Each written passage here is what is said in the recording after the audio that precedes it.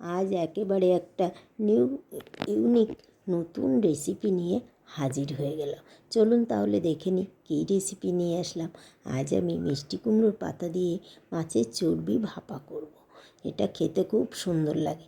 কি কি লাগছে, প্রথমে কুমড়ো পাতা নিয়েছি, আর মাছের চর্বি ও পেঁয়াজ, লবণ, হলুদ, গোলমরিচের গুঁড়ো আর কাশ্মীরি লঙ্কা দিয়ে বেশ ভালো করে মাখিয়ে রাখতে হবে আধ ঘন্টা মতন। এটা মাখিয়ে রাখার পরে এদিকে আমি কুমড়ো পাতাগুলো ভালো করে তাওয়ার পরে একটু সেঁকে নিয়েছি, যাতে নরম হয়, পাতাগুলো মুড়লে ভেঙে না যায়।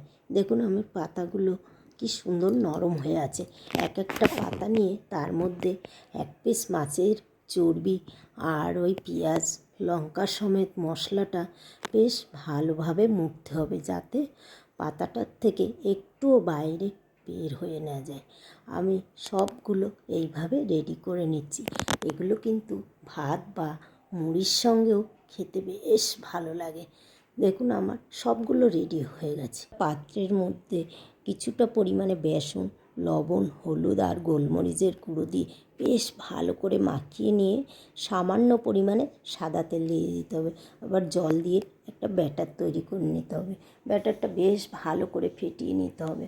দেখুন আমার ব্যাটারটা রেডি হয়ে গেছে। এবার পাতাগুলো এক একটা ওই ব্যাটারে চুবিয়ে নিয়ে গরম তেলেই ভেজে নিলে তৈরি হয়ে যাবে আমাদের মাছের চর্বির ভাপা।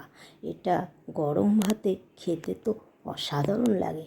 কথা বলতে বলতে দেখুন আমার একটা প্রায় ভাজা হয়ে গেছে, আর কি সুন্দর লাগছে দেখতে।